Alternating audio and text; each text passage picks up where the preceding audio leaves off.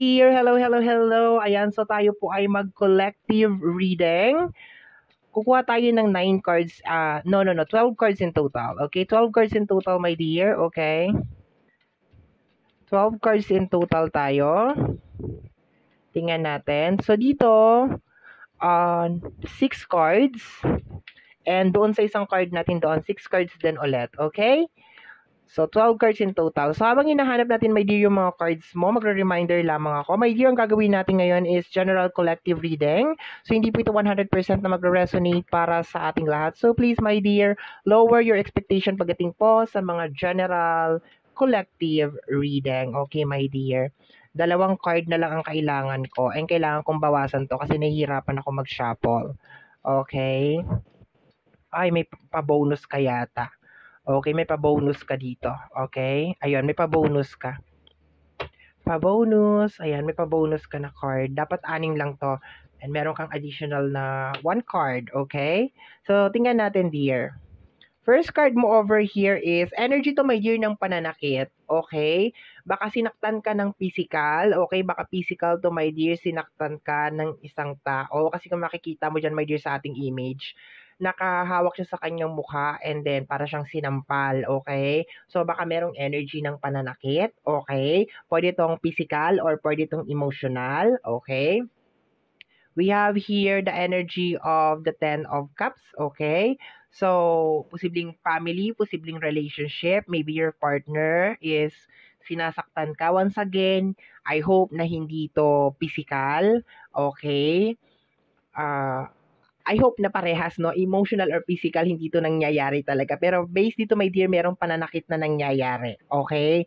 Merong pananakit na nangyayari, my dear. And you are hurt. Okay? You are hurt. Nasasaktan ka, my dear. Nasasaktan ka ng partner mo. Okay?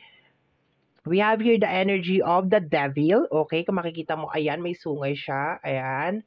So, parang nahuli. Okay? Parang may nahuli ka or parang may nalaman ka over here. Okay? Let me see, we have here the Two of Sword. Okay, denial na energy. Baka pinipilit mo, my dear, na itanggi na hindi totoo kung ano yung nalaman mo. Okay, baka nga dito, my dear, baka nagkaroon dito ng confrontation, di ba? Kinausap mo yung partner mo. Totoo ba to? Ganito, ganyan. And then, bigla kang napagbuhatan ng kamay ng partner mo. Pwede naman, my dear. Okay, pero ang lakas ng energy dito na parang meron kang nadiskubre na ginagawa ng partner mo. Okay? We have here the energy of the tower. Okay? So, ayan na, nag-tower moment ka na. Okay? So, alam mo, my dear, kung makikita mo tong nasa likod niya, ayan yung parang horn na ganyan, okay? Parang very similar dito. Okay? Pero hindi yan, kasi, hindi yan. Pero parang similar sila. Ayan, oh. Parang you are losing control, okay? Parang nagtatower or something like that. Parang may gulo na nangyayari. Okay. We have here the Ten of Pentacles. Sa loob to ng pamilya, dear. Definitely, this is both family na energy. Ito. Okay? So, meron kang nalaman. Meron kang na-discover, dear, connected sa energy ng iyong partner, sa loob ng pamilya, and then parang hindi mo kinakaya, my dear, kung ano yung nalaman mo. There's a tendency, my dear, na nakakaramdam ka ng pain or baka merong gumawa sa'yo ng pain. Posible itong nangyayari ng emotional or posible itong nangyayari ng physical, okay? So, ang bonus card mo over here is the energy of learning. Okay?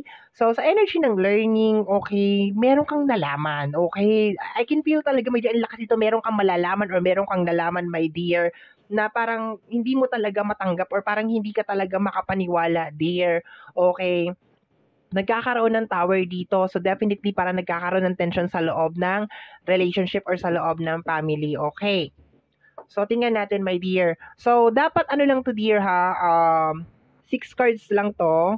Pero, ayan, may pa-bonus ka over here, yung learning na card natin. Okay? Ayan, di mo pala nakikita. Ayan, yung learning na card natin. Pa-bonus yan. Okay? So, ilagay na lang natin dyan sa taas. Okay? So, ngayon, mag-additional cards pa tayo, my dear. Dito sa ating customized na oracle card. Okay? We have here your energy ng gayuma.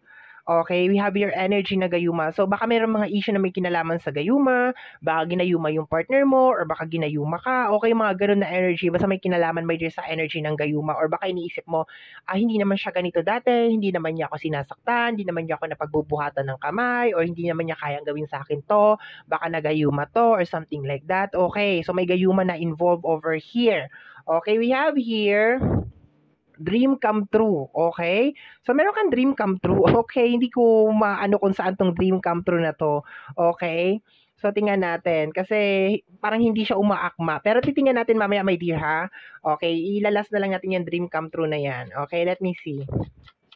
Okay, kasi itong nilagay ko dito, my dear, sa ating card, samot-sari ito na mga words, okay, na parang na-compile ko, okay? Posibleng malate sa appointment, gumising ka ng maaga para makapaghanda. Okay, you have also here a reminder, okay, na posibleng malate ka sa mga appointment mo, sa mga gagawin mo, my dear, okay? So, dapat sinasabi dito parang life must go on, okay? So, baka connected to dito, my dear, sa dream come true kasi parang maski ganito yung nangyayari sa loob ng pamilya mo, my dear, you need to just make your dream come true, okay? Tuloy pa rin, my dear, ang pangarap, okay? Tuloy-tuloy pa rin, my dear, talaga sa buhay, okay? Meron tayong dalawang card dito. We have here, araw-araw akong kinakabahan, baka madiskubre mo ang tinatago kong lihim, okay? So, I can feel talaga, my dear, na parang meron ka madidiskubre na lihim over here, okay? Meron ka talagang malalaman. Eto na, dumating na yung araw, my dear, na matutuklasan mo or natuklasan mo na, my dear, yung tinatago ng partner mo, okay? And may kinalaman sa usapin. As in, caught in the act to, my dear. Kung makikita mo tong devil na energy dito, talagang sobrang huling-huli mo talaga, caught in the act, okay? And baka eto nga, parang nagwa-wonder ka na, hindi naman kayang gawin sa akin ng partner ko to. Ayan, kaya pumasok tong energy ng gayuma over here. And this is just only a warning dito, may reminder lang to, my dear, na baka malate ka, my dear, sa mga appointment mo, okay? Priority mo pa rin, my dear, na matupad yung mga pangarap mo kahit na ganyan na yung nangyayari sa life mo. Okay, so meron ditong lihim, okay, kinakabahan, okay? So we have here, walang bagay na hindi nadadaan sa magandang usapan. Huwag pairalin ng init ng ulo, okay? So napag-uusapan naman to, dear, kung hindi na talaga mag-work yung relationship, ayan, sana wag, yung sinasabi ko nga kanina, sana talaga hindi to mauwi talaga sa pisikalan, okay? Kasi pag may pisikalan, ibang usapan na talaga yun, dear, okay? Ibang usapan na talaga yun, yung may pananampal na, may pananakit na, okay? Ibang usapan na talaga yun. So, wag pairalin yung init ng ulo, my dear, okay? Dito sa mga malalaman mo or something madidiscover mo, wag talagang pairalin, my dear, yung init ng ulo, okay? Ayan. So, ilan pa 'to? Ilan pa yung kulang natin? Isang card na lang pala. Okay, pinagsama ko 'tong dalawa na 'to, my dear, kasi they are connected. The dream come true at saka posibleng malate. Okay, parang nakukuha ko dito sa card na 'to is like kahit anong mangyari, my dear, tuloy pa rin ang pangarap, okay? Kaya sabihin mo na nagkakaroon na ng ganitong issue sa loob ng relationship, sa loob ng family, talagang kailangan kung meron ka pa rin mga commitment, meron ka pa rin mga kausap, siputin mo pa rin talaga, my dear, okay? Talagang tuloy pa rin, my dear, ang pangarap. O, alam ko medyo mahirap 'to, my dear, gawin, lalo na kung meron ka talagang pinagdadaanan. Pero life must go on, 'di ba? Tuparin mo yung pangarap mo, my dear. Especially kung meron kayong anak, okay? So let's go tayo, my dear. Kasi wala namang alam yung bata eh, 'di ba? Kung meron kayong anak, wala namang alam yung bata sa kung ano yung nangyayari. So kailangan meron pa ring ah okay, sakim. Okay, pagiging sakim. Okay, so merong energy na sakim. Parang sarili lang niya yung iniisip niya, dear. Okay, yun na nakukuha ko dito. Okay, so ano bang overall na energy ng reading natin? Okay, so meron ka matutuklasan talaga, dear. Meron ka talaga malalaman over here about your partner and you keep on denying it. Talagang dinideny mo siya ng dinideny. As in, ayaw mo talaga siyang tanggapin. And there's a tendency, my dear, na baka iniisip mo na kaya nagkaganito ang partner mo, kaya bigla nagbago yung partner mo is nang dahil sa energy ng gayuma, okay? Baka ginayuma siya. Ayan, meron ng sakim na over here. So, there's a tendency na baka pinagtataguan ka or baka naglilihim na sa'yo may yung partner mo. Ayan o, araw-araw akong kinakabahan na baka madiskubre ang